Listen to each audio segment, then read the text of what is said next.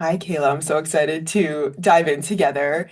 So, to get started, if you can just kind of give a little background for so that the people listening can get a sense of what brought us to have this call and to dive into this topic together, just to get us up to speed, what compelled you to reach out and to have some questions.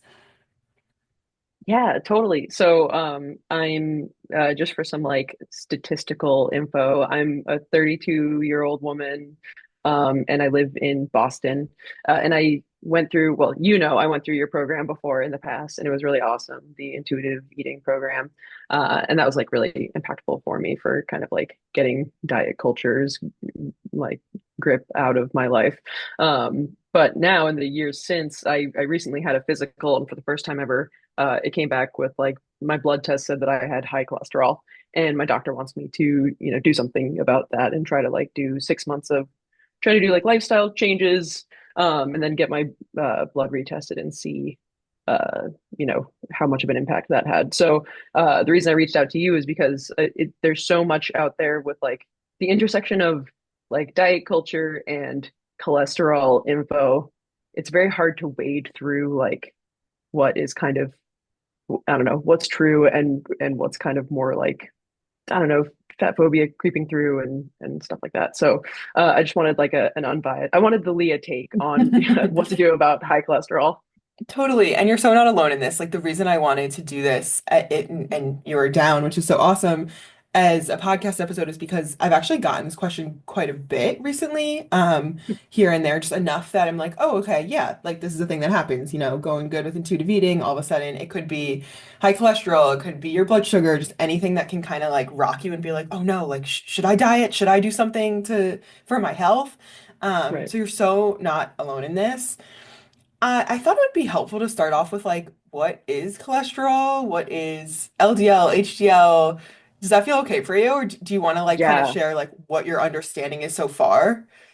Sure, yeah. So I have a very like layman's understanding of it. So there's like good cholesterol and bad cholesterol, and the problem with having too much bad cholesterol is that it can lead to like buildup of plaque in your arteries, and then that can lead to stuff like a heart attack. And so like that's the general gist of why it's bad to have high bad cholesterol. Um, Correct me if I'm wrong here, but I think that the good cholesterol works to kind of scrub out the bad cholesterol. So you kind of want to have them in balance. Does that sort of sound Exactly. true-ish? Okay, yeah, Yeah, very much. Yeah. cool. And so, you know me, I'm probably gonna like take us away from good bad, though like yes, Yeah, that is yeah, like yeah. so the norm way people are talking Mhm. about everyone's saying, Right. Yeah. and so to kind of bring this back to objectively and like take out the morality, Hmm. I'll walk us through. You mean described it correctly. Hmm. So to start, cholesterol is this like fat-like substance. It's like a waxy substance, and it's necessary for the body for so many reasons. Hormone signaling, every cell in our body, its structure because of cholesterol, vitamin D production and so much more. And it's not inherently good or bad. We need it to survive. Hmm. And when people talk about cholesterol, they're really talking about these proteins that carry cholesterol. So, Hmm. LDL is what is conventionally considered the bad cholesterol. Is it stands for low density lipoprotein. And so we don't need to get into like that very deeply, but essentially that's a type of sort of carrier that carries cholesterol to different cells in the body to be used, blood vessels, all over different tissues. Whereas HDL, specifically, like you said, I like the word scrub, it stands for high density lipoprotein, and it specifically sort of scavenges excess cholesterol from the bloodstream and carries it to the liver to be processed, cleaned out, or excreted. So it's not that like LDL is all bad because if we don't have the low density lipoproteins carrying that type, carrying cholesterol, then it can't make it to the cells that need it for structure and the places that use it for hormone signaling and all these other things in the body. But it is about this ratio where if there's too much in the bloodstream and not enough being brought to the liver to be scrubbed out, in your words, then that's when excess can be deposited in blood vessels. And that's what we like conventionally think of as a bad thing because It can lead to like this like hardening of the blood vessels, which can narrow them, which can lead to heart disease. But we need both essentially. Like it's like when people say like inflammation is bad, I always like to be like, yeah, well, if you got a cut and you didn't have any, things in your body that would help promote inflammation, then you wouldn't stop bleeding. So it's useful. It's, objectively useful. And I want to like go into this conversation with just like that reminder.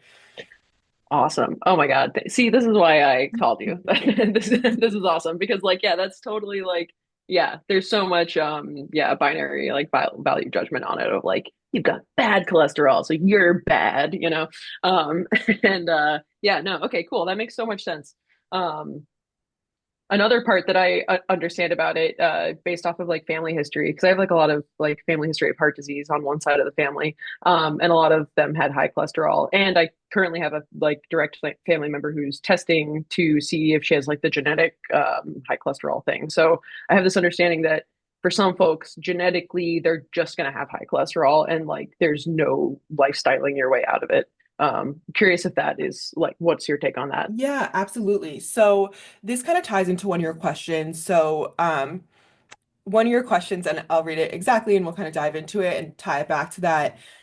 I'm trying to understand what moderation looks like for dietary cholesterol intake. I want to figure out how to frame it for myself in a way that doesn't feel like restriction, that will lead to binging. I'm specifically thinking about how often can I have eggs, cheese, yogurt, chicken, beef, these kinds of foods that are like considered to have high dietary cholesterol levels.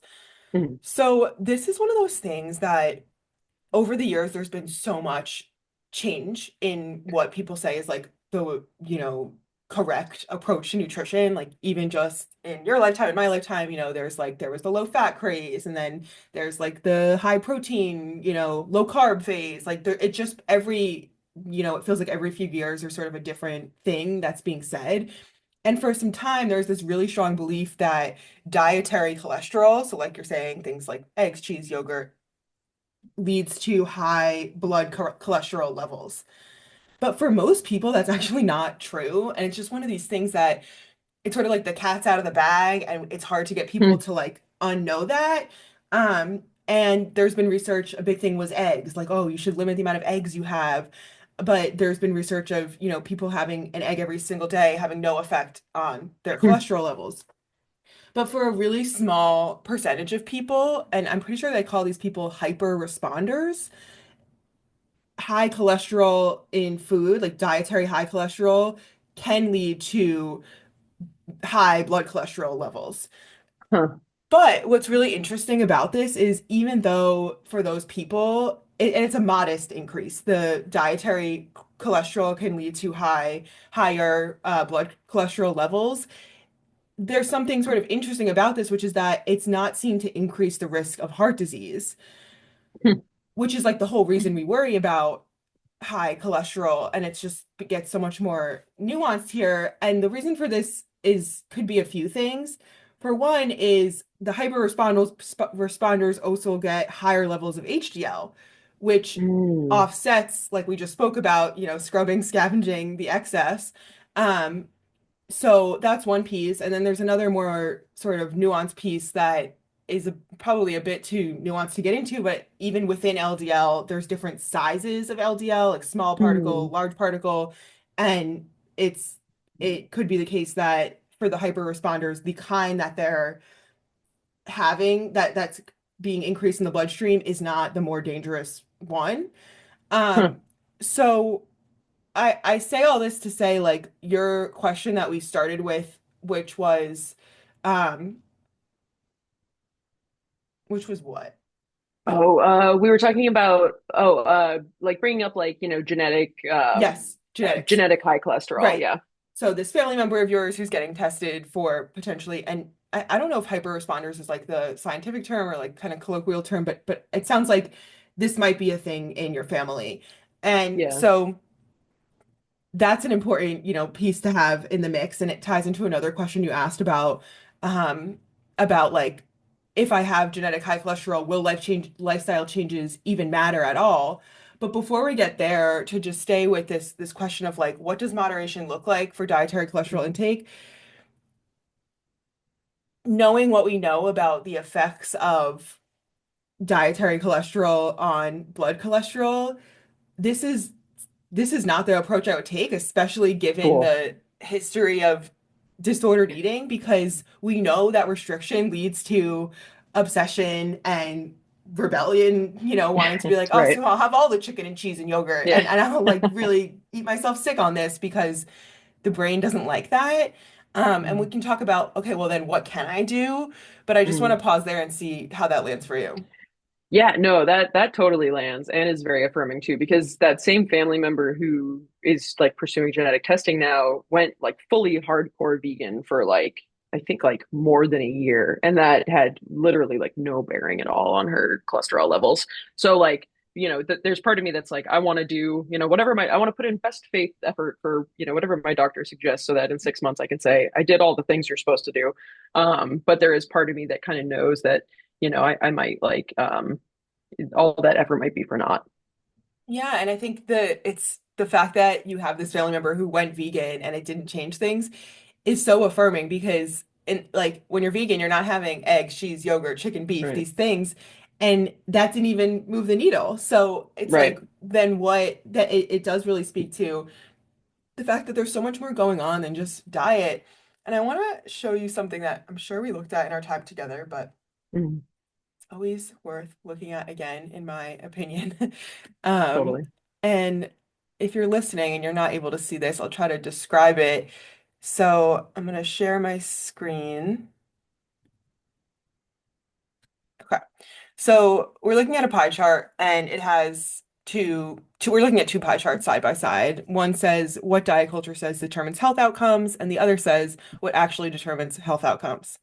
The what diet culture says determine health outcomes really just says it's a split in half and it says diet and exercise. So how many times have you heard, it's as simple as diet and exercise?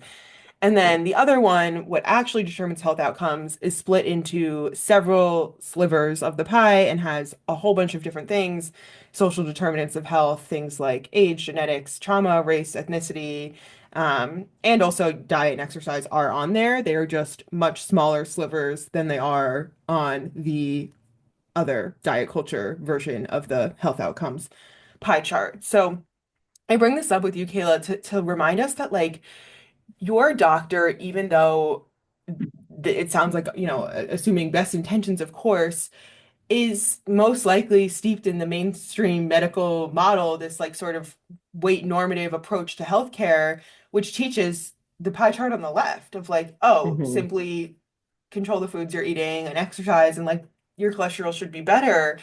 But the pie chart on the right is the reality of like, yeah, we can talk about diet and we'll talk about it from an intuitive eating perspective in a second, but we want to keep it in check that like how much are we weight are we giving this thing that at the end of the day, like your family member, really focused on that specific determinant. And if it was the pie chart on the left where diet was half the pie, then going vegan for a year probably would make a big difference. But it's not. Right. There's so much else that plays in here.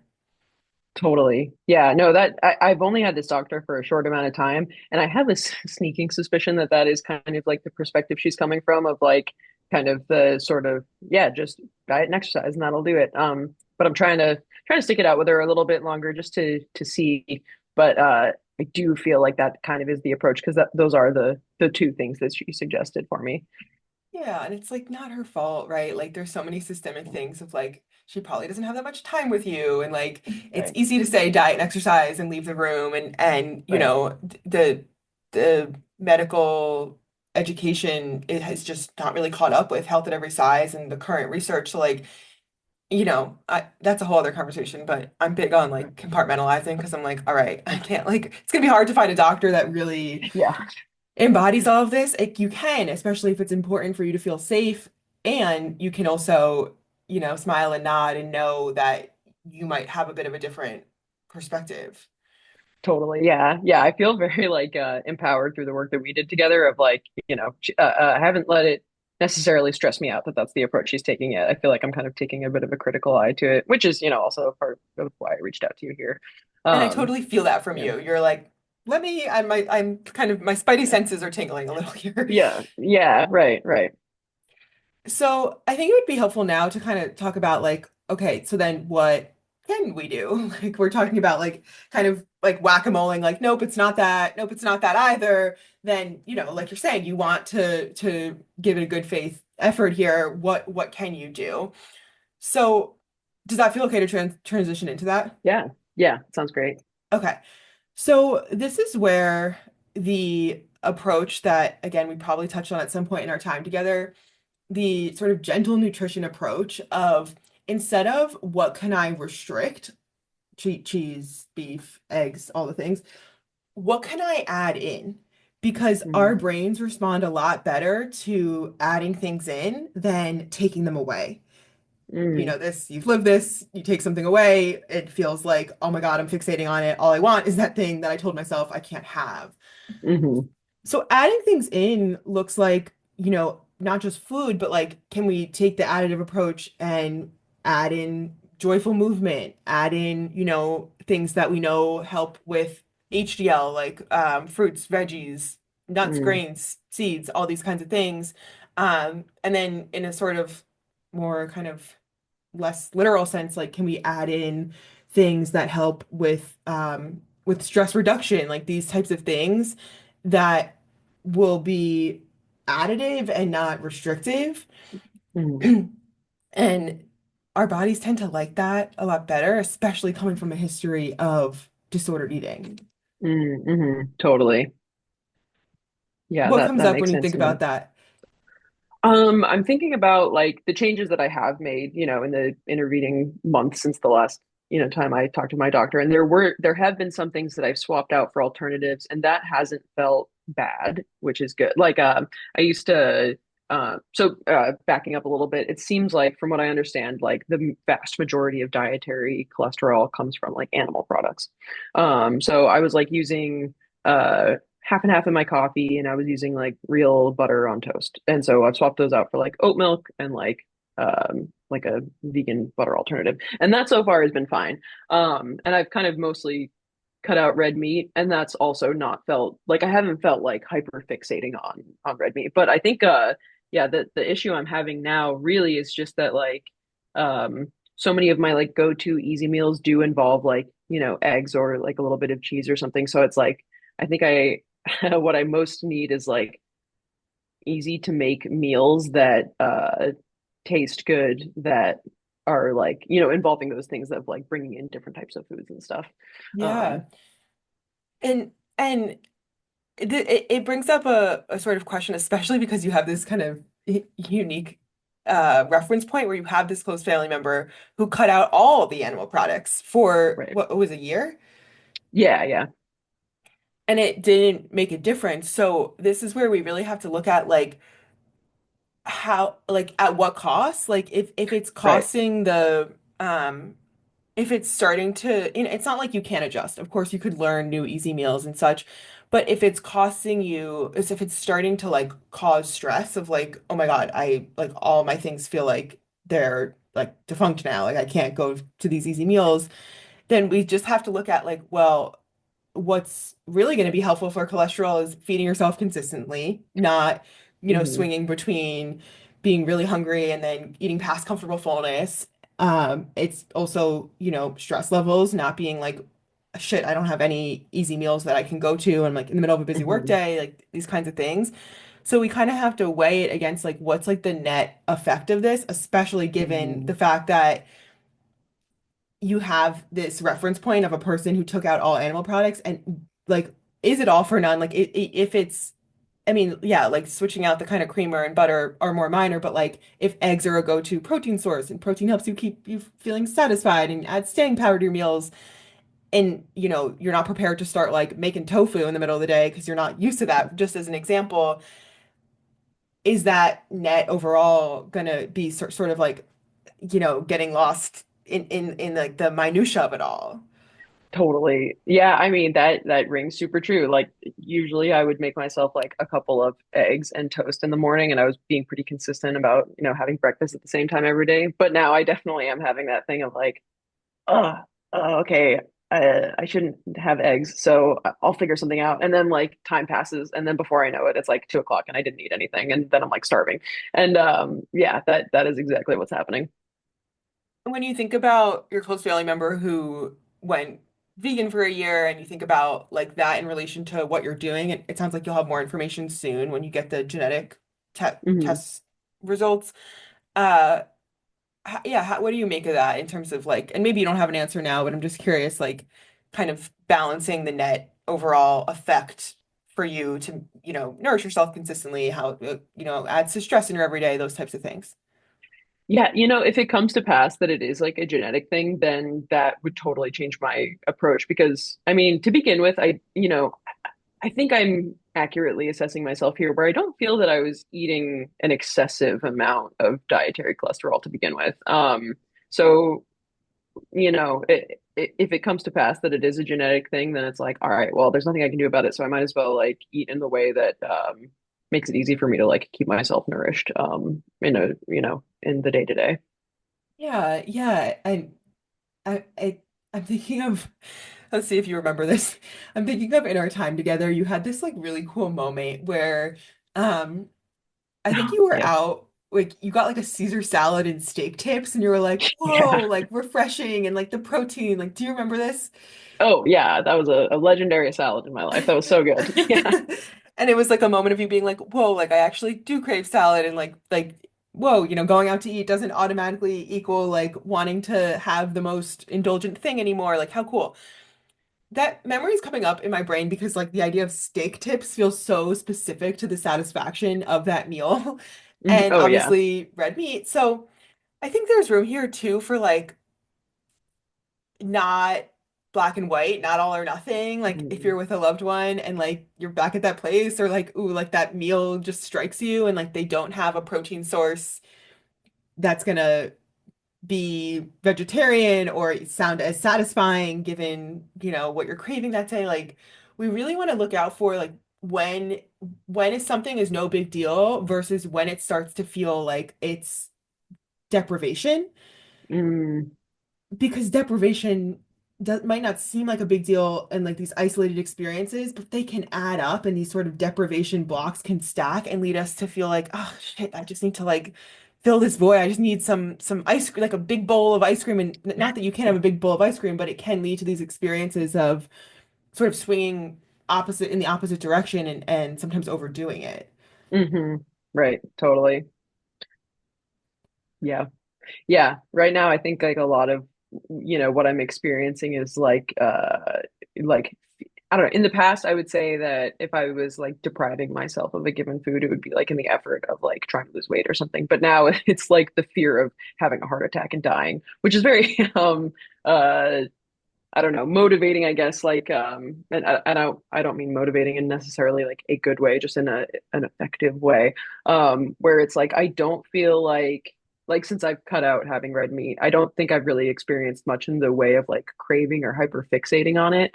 In the way that I probably would have done if it was like more in a kind of diet culture way.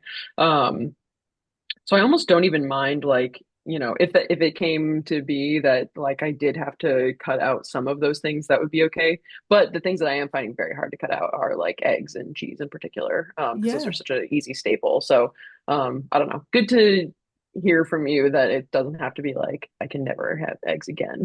Like, Absolutely not. And two things I want to bring in here. One is like you have already done so much to help your cholesterol levels. And it's hard because we can't go back in time and know what the progression of your cholesterol would have been if you were still, in the diet lifestyle and kind of mm, the back and forth yo-yoing of being good and saying screw it, like mm, whatever you want to call it. But there is research to show that intuitive eating helps with your cholesterol levels because it lowers stress. Intuitive eating mm, lowers the way that, or sorry, dieting adds a lot of stress to your daily life because food is a trigger for stress and you're making eating decisions multiple times a day, every single day. And intuitive eating helps to get rid of a lot of that unnecessary stress. And stress is one of the biggest contributors to high cholesterol. okay, that's That's crazy. And also makes me think of like another question that I didn't write down, which is like, okay, say I was someone who definitely didn't have the genetic thing, right? And so like, and if we're saying that, dietary cholesterol doesn't have like a huge impact on your blood cholesterol, then like what would be, if it wasn't genetic, what are the main drivers of having high cholesterol outside of like dietary stuff? So I guess stress would be Yeah. the big one. Is there anything, is like that it, or is there other stuff too? Yeah, great question. So stress and genetics are two of the biggest. Um, Sick. um, smoking and alcohol can sort of mess with your cholesterol profile, like increasing the quote unquote bad one, decreasing the Mm, quote unquote good one. Sleep. Um, mm, so sleep, your body heals and repairs blood vessels overnight. So, while you're sleeping. So, part of that is your body processing cholesterol. So, like so many things, so much happens while you're sleeping, and not getting adequate sleep or deep sleep can impact cholesterol profile. Physical activity is mm, another mhm, one. So we know that even just kind of like moderate movement, and movement is anything that isn't being completely sedentary. So like standing while working, or, a gentle mm. walk, like it doesn't have to be pouring sweat in the gym, can Cool. help cholesterol, can be supportive for the cholesterol profile. And then some medications increase cholesterol as like a side effect. So those are the main things that contribute to cholesterol. Um, but so I'll pause and then I'll say something else. Does that answer that Cool. question? Yeah, yeah, that totally answers that question. And I do think that like, I don't know, overall moving more is a goal that I have because working from home, it's so easy to just like get locked in. And then like before you know, especially in the winter in New England, it's like you look up and it's like 4 o'clock and it's dark out and you feel like you miss your window for a walk or whatever. So yeah, I think that that is probably like one reasonable lifestyle change I can try to do in the next 6 months. But uh but yeah, no, that does all track. Yeah. And that's super interesting about stress being such a driver. Yeah, it is. And also genetics. Like Right. it's and yeah, I mean, I actually, in my family too, we have my mom's dad has high cholesterol. He's like in his late 80s and super active. He lives in a small body, and he always has had Hmm. high cholesterol. My mom skews that way too. And Hmm. that's the trend of where I'm heading also. And, Hmm. I feel like my stress levels are managed. I sleep really well. I have Hmm. lots of Right. variety in my diet, and just kind of like, okay, that's just like, Yeah, it's kind right. of written in the stars in some way.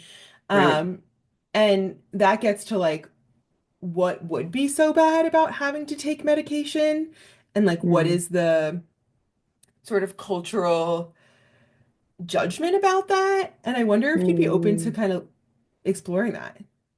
Yeah, totally. Yeah, I'm definitely open to taking medication for it if I have to. Like it's kind of one of those things where if there was a world where I could make lifestyle changes and those would be effective enough that I didn't have to take medication, I would prefer that just because, like, I don't know, I know myself and I know that I'm like forgetful and I'm really bad about taking a pill at the same time every day. Like, I'm supposed to be taking an allergy pill and it's something that directly benefits me and I forget it constantly. So I feel like something like a cholesterol pill would be something that I would so easily forget, especially because there's not like any side effects to remind you like side effect, like active side effects of having high cholesterol that make you go, oh yeah, I need to take that pill or whatever. But I'm definitely open to doing the medication route. Do you know if like those types of medications have like negative side effects, or are they typically like not, you don't really feel them? I can't really speak to the side effects piece. I know the most common cholesterol medications are called statins. Mm-hmm. And it decreases the amount of cholesterol that I think that's made in the liver. Um, and it's super common. So Hmm. many people are on statins. So I can't speak to that, the side effects. I'm not sure off the top of my head. But there's many Hmm. other different kinds. Statins are the most like common sort of class of drugs for cholesterol. Hmm. Um, I'm gonna open a whiteboard and see if we can do a little sort of thought experiment here. Cool. Um, where's the whiteboard? There it is. Okay. So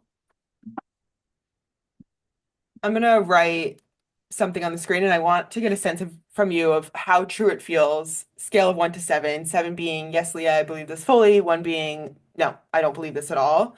And Mhm. then we'll break it down. Cool.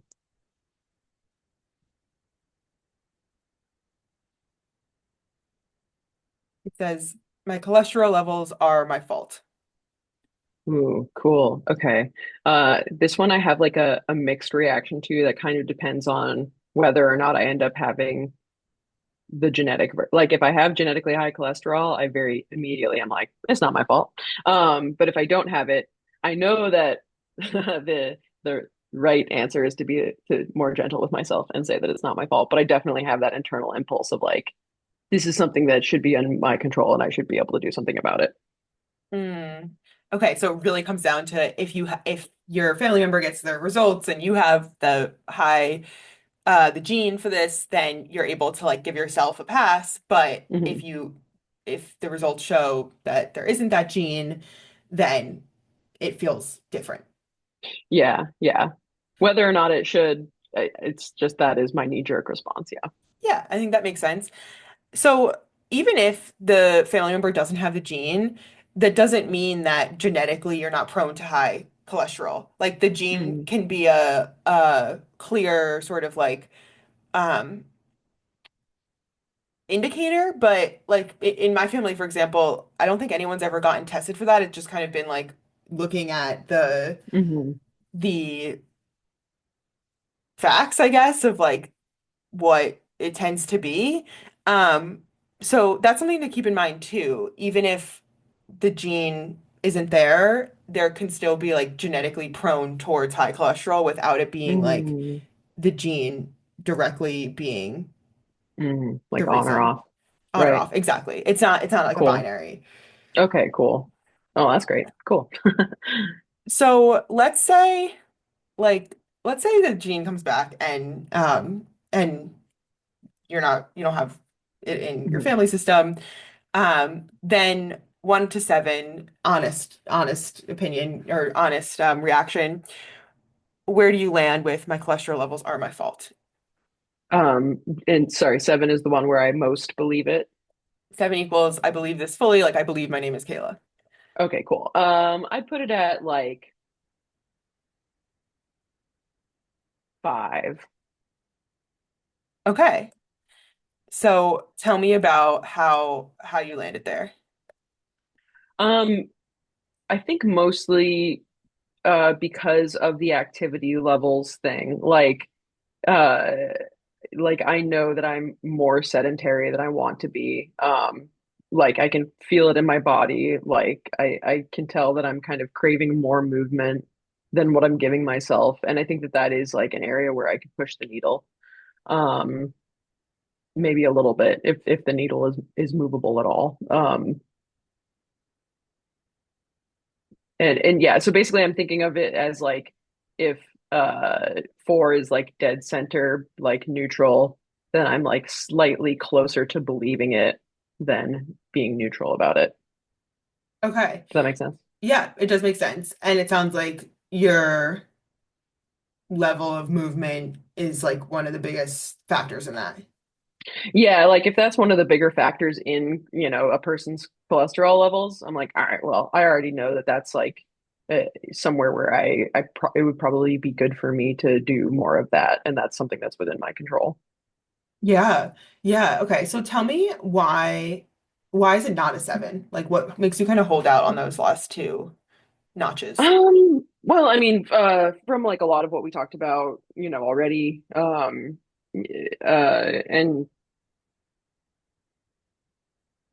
yeah, I don't know. Let me think of how to articulate it. I don't know. I just know that there's like so much about so many different health outcomes that are outside of our control. I mean, obviously, like, I don't know. I like the idea of like being in cahoots with my body and trying to give it what it wants and needs. Um, But also it's like, I don't know, sometimes life precludes you from being able to do those types of things. So it's sort of like how you can't be too hard on yourself, because that's not necessarily helpful. Yeah, yeah, this like you can't be too hard on yourself because Because if sometimes that's gonna, things yeah, go ahead, what were you gonna say? if you're hard on yourself to the point where you're stressing yourself out, then that's just, and if stress is a big contributor, then you're kind of sort of canceling out your efforts there. Totally. This is one of the greatest like ironies in diet culture of like you try so hard or if it's like coming from that like wellnessy perspective, which is sort of the more Right. modern manifestation of diet culture, like the orthorexia sort of clean eating thing. It's Hmm. like if you try so hard to Right. control everything because you're so worried about your health, that ends up Hmm. being bad for your health. Right. Right. Yeah. Right. Exactly. So it makes sense to me. I hear you. 5 out of 7. There's like, you don't fully believe it because you do know that there are so many different things that contribute to health outcomes, and some things are just kind of beyond our control in life. But also, there's like a big piece of you that's like, well, if movement's a big part of this, I haven't really been moving as much as my body's asking for. So, like, that makes it hard to believe fully that my cholesterol levels are not my fault. Right. So I like to use these 3 questions here. The questions are, is it kind? Is it true? Is it helpful? Mm-hmm. So if we're looking at my cholesterol levels are my fault, we can even depersonalize this for a second and like say somebody is diagnosed with lung cancer and Mm-hmm. that person smoked a pack a day every single day for decades. Mm-hmm. Is having lung cancer their fault? I mean, we kind of, it feels like it might be, but we kind Right. of don't know, and we sort of never will know because we can't go back in time and take that exact same Right. person and run a parallel life where they don't have a pack a day for decades. Some Mm-hmm. people never touch a cigarette in their life and get lung cancer, and some people have a pack a day for decades and don't get lung cancer. Right. So, that's that's to the is it true? I skipped right to that one. Mm. It we don't it seems like it, but we don't really know. It Yeah. Yeah. We it can't say. and is it kind to be like, someone has lung cancer and you're like, you did this to yourself. This is your fault. Right. Yeah. Yeah. No, not particularly kind. No. And is it helpful? Like, does it change the fact that this person has lung cancer? Like, Mm. If it's after the fact, I guess with the lung cancer example where it's after the fact, no, it's not helpful. Um, I guess I'm curious on your opinion on this. In the case of something like cholesterol, which isn't like a before and after, it's like something that could potentially be managed in some way. I don't think it's necessarily unhelpful. I think there's some value in knowing. Maybe my fault is the phrase that's tripping me up here. If the phrase was my cholesterol levels are, if the phrasing was my cholesterol levels are possibly able to be managed, like by my actions, then I would consider that to be, so it's kind of helpful to know. yeah, But I guess the phrasing as is my fault, then like no, that's not helpful. right. Yeah, I hear that kind of nuance of like, yeah, on some level, it's helpful to know what could be contributing so that I can make changes moving forward. But this Yeah. like self-blame that Right. is there on some level because you believe it at Hmm. a 5 out of 7, that's what Right. we're getting at. Like, so we'll start at the top. Is it kind? No, Is it true? no, it's not. And again, it's going to be really hard to ever fully answer that. So like, Yeah. we can even be a little more realistic and say like, perhaps on some level, but Yeah. like we don't ever really know Right. Yeah. because we can't keep humans in a lab and just change one thing and see like if Kayla just had, did not have her morning egg, what would Right. happen? Because Right. there's so many other factors. Like we can't do a controlled experiment on a human because like your stress levels, like your cycle, like all these other Right. things that are at play. So is it true? Is a trippy one, but like, yeah, no. And Yeah. then, is it helpful? I'm thinking of the self-blame from the standpoint of stress, of like kind of Mm, the shaming and almost like bullying tone that can come out, is Mm. that helpful? Yeah, no, thinking of it in the context of like, bullying oneself or trying to like motivate via shame, like I don't think that that's helpful. Yeah, shame is not a motivator, and we know that. Otherwise, diets would work. Like it's just like, Right. so is it kind, is it true? Is it helpful? Since we're kind of like, okay, no, no, no, what I'd love to do to kind of wrap this up is to come up with a impactful reframe. So it's our reframe can't be my cholesterol levels are not my fault, because Hmm. your brain's going to call bullshit on that. Because if it believes that Sure. your cholesterol levels are your fault at a 5 out of 7, that's too big of a leap. So Hmm. we need something, we need a sort of like bridging core belief here, something like, um, I'm working on remembering that there are so many factors that impact my cholesterol. Or Hmm. I'm open to the idea that maybe I don't have as much control over this as I've been led to believe, or something like this. What resonates for you? What wording is coming Yeah. up? Yeah, I like what you just said, and that makes me think of kind of like the levers that I have to pull to impact my cholesterol are it's like an incomplete set and they aren't guaranteed to work. Does that make Ooh, sense? Like, yeah. okay, say that again. Yeah, so if I have like, say like envision like a switchboard and like I have certain like levers and knobs that I can mess with. I the things that go into impacting my cholesterol, this is going to be way longer than a one-liner. I'm so sorry. No, I But like it. yeah, like the so like the levers I have to pull aren't they don't encompass all of the possible factors that contribute to my cholesterol. And the ones that I can try to manage, it's very possible that they aren't going to have an impact. Mm. I love how your brain works. Like, so like, I know you're like a tech-oriented person. I'm like, Yeah. you're like, picture a switchboard, Leah. And I'm like, okay, yeah. A switchboard, yeah. But that makes sense. I mean, how my like non-techie brain understands that is like, it's like having a thing where like no matter which buttons you push or how smart you are, you can't solve the Mhm. problem because it's just not what's inherently wired into the capabilities of the controls.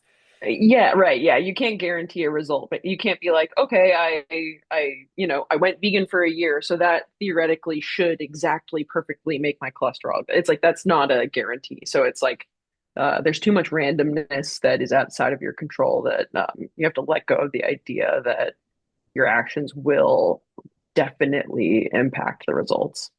Yeah, and this It is would be great if they do, but yeah, and this is a hard thing to let go of because yeah, in diet culture it's so, if you do the right things, if you are disciplined enough and eat the right things, you will have the body that we're promising you. You will have the health that we're promising you. And it completely ignores that there are so many other factors that go into body size and health, for Mhm. example.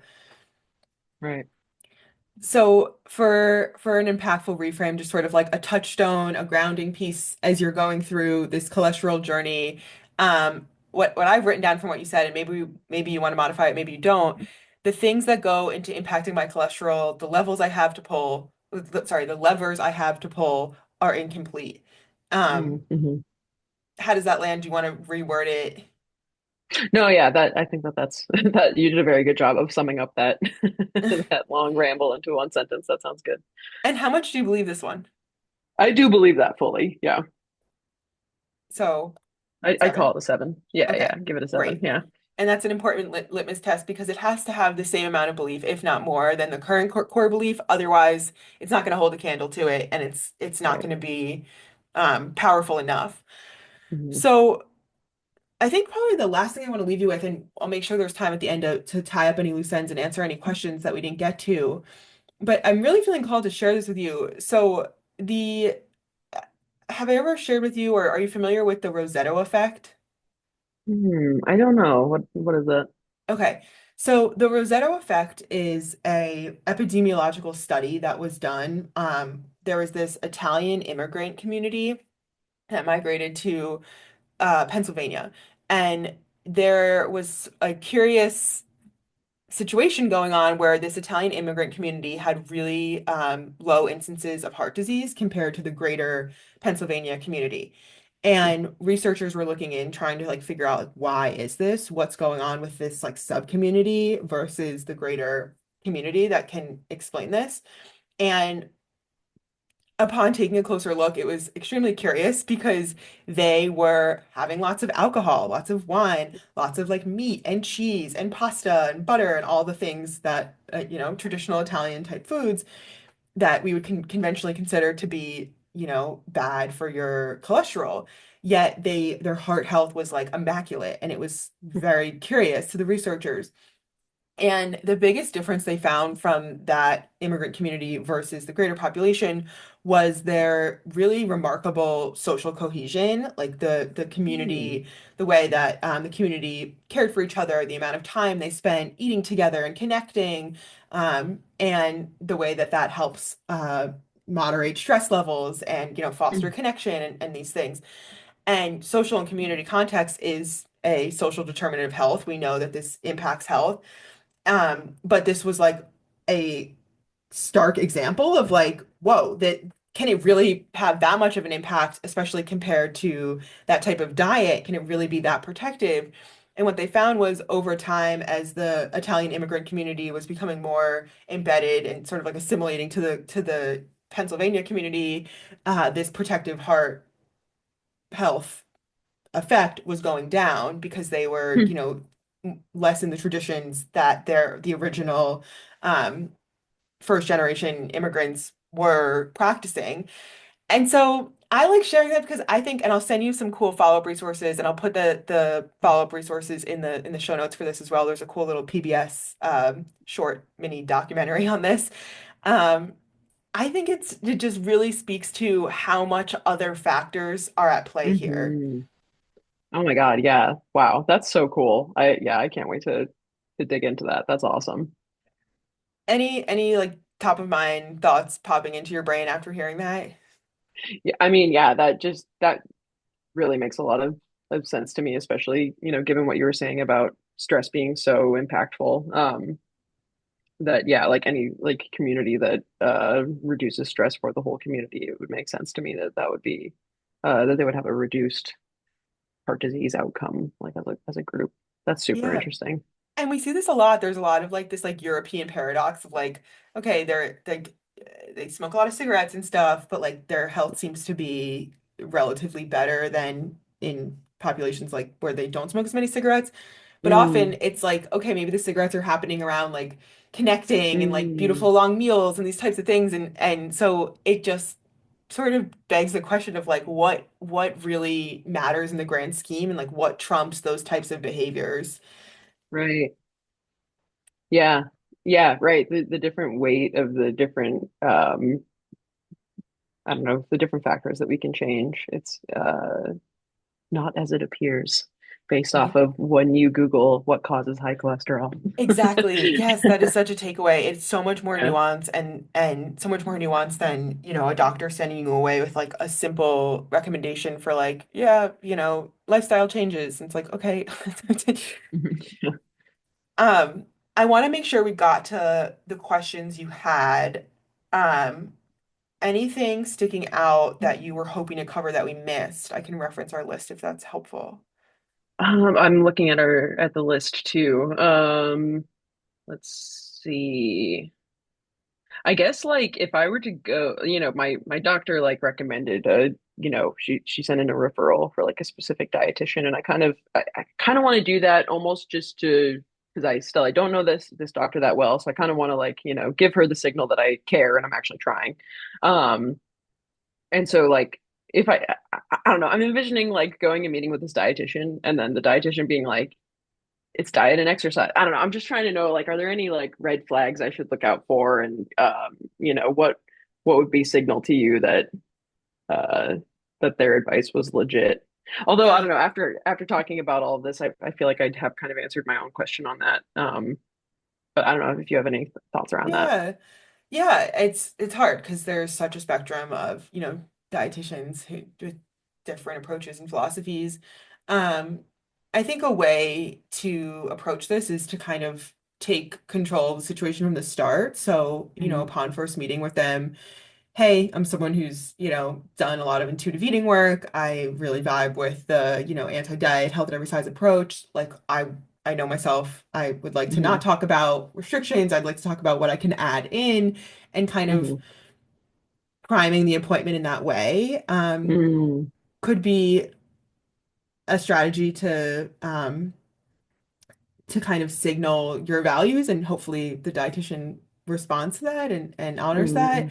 that. Wait, were you given like a choice of different providers, or like she just like referred you? Um, I think she referred me to I'll have to go back and look at it. I think she just generally referred me to like a clinic and I can like pick, who I want Yeah. from there. But I haven't dove into it yet. I emailed you first. I was like, I know a dietitian. But yeah. Yeah, and I want to talk about that piece too of like wanting to signal to the doctor that you care. You mentioned Mhm. in your email to me of like this fear that she'll write you off because of your body size and not believe you. Yeah. And that's completely valid, right? Like there is Hmm. these like biases in, oh, this person must be non-compliant just based on their body size, and that is Right. not fair. Hmm. It's medical weight stigma, and Right. it kind of brings up the question of like, well, she didn't suggest losing weight. Is that correct?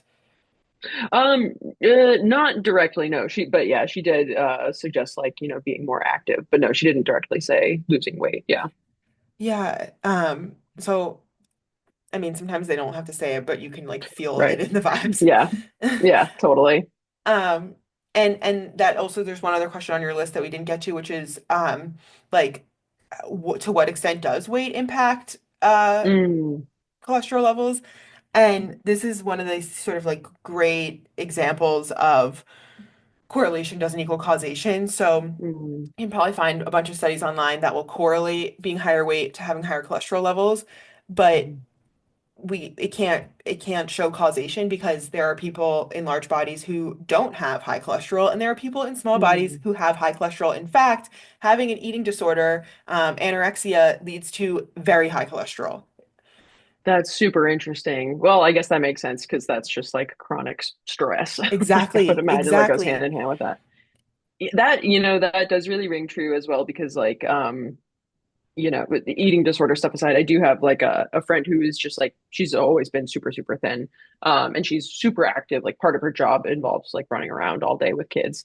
And she does like sports outside of that. And she has really high cholesterol. So we've been bonding over both having high cholesterol. So it is validating to see like, okay, this it's kind of like the other person I know who went fully vegan. It's like the others taking the other side of that pie chart of like this person is the most active person I know. And so if she has high Yes. cholesterol, like how can you active your way out of it? I love that line. I love that line, Mm. which should help kind of knock down your 5 out of 7 belief on this is my fault. Yeah, Because like even if you right. did all the active things, yeah.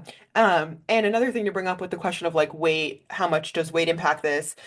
So the correlation versus causation, often when being higher weight is correlated with a negative health outcome, they're not controlling for things like weight stigma, medical weight stigma. Mm. So the stress of being in a larger body in a fat phobic Mm. world, in like that chronic stress that one might walk around with, and how that can be a marker, or sorry, that can be a contributor to various things, like, various chronic disease outcomes that are impacted by stress. If you feel like I can't feel safe in this world, like walking around, gonna face judgment at all corners, Mm. then yeah, like that would make sense that being higher weight is correlated with high cholesterol. So there's so many things, and I'll link for people Yeah. listening this episode of the podcast of I think I called it 5 reasons why your weight doesn't determine your health, and it kind of Mm. unpacks this concept a lot deeper. But yeah, I wanted to make sure we addressed that question. Yeah. Cool. Okay, so we jumped away from looking for a provider. I would say if they have something like weight inclusive, health at every size in their bio, amazing, but like perhaps Mm. unlikely. Sometimes, and this is a big generalization, but sometimes if people are like, I take a integrative functional approach, sometimes I find that sort of signals more to like you have full control. Like if you just eat the right things, you can Mm. heal your Mm. body, and this more like personal responsibility vibe. Mm, So sometimes I try to steer clients away from providers signaling like those types of things in their bios. mm. But overall, That's I super think helpful. it's kind of hard to know. And I think you're in a place where no matter what you walk into, if you decide to go ahead with that appointment, um, you can, you have the tools to like arm yourself. Yeah, yeah. I feel like I'll go in with a healthy amount of healthy balance of skepticism versus open mind.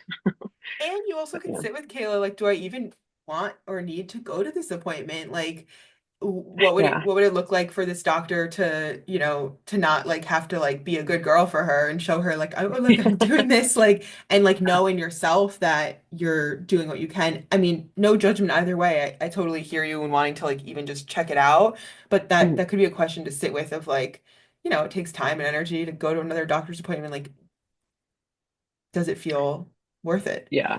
Right. Yeah. I mean, honestly, like, no, I don't want to to do that because I feel like I kind of already know like, what they will say. Um, yeah.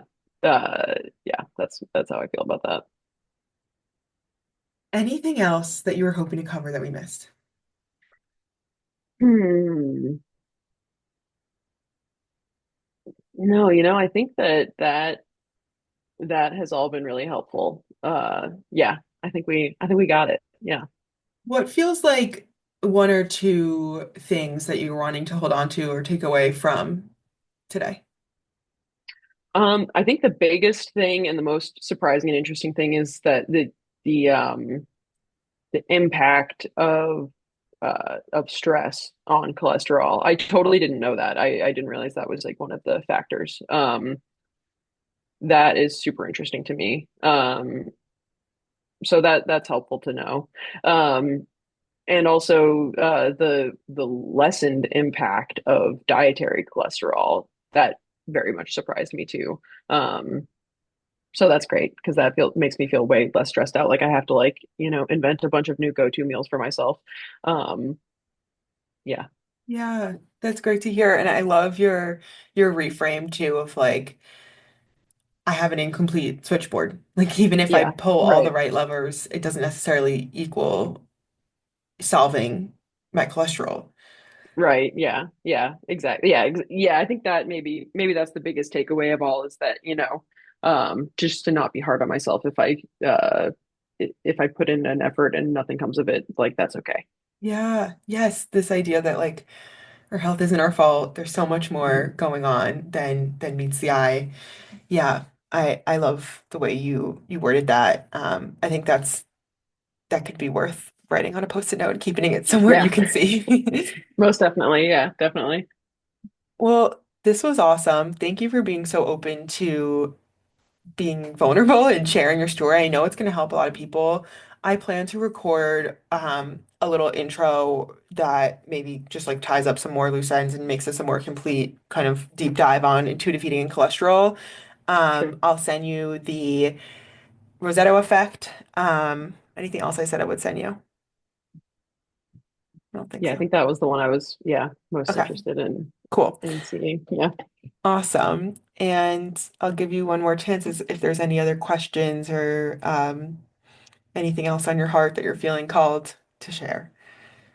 No, just thank you. This was awesome. This was like exactly what I was looking for. I'm super grateful to get your take on all of this. Makes it feel a lot more, I don't know, approachable, sane, less stressed out approaching the whole thing. Yeah, Which yeah, it's a great feeling to walk away with. So thank you so much. I'm so glad. Yeah, I'm so glad. And it was nice to get to connect and see you and the kitties. Someone's having Yeah, a bath in the likewise. back over there. Oh yeah, most definitely. Yep. Yeah. I Yeah, love they're it. always hanging out in the back of my calls. Well, I will send over some resources in an email for you. And then, yeah, well, let me stop recording.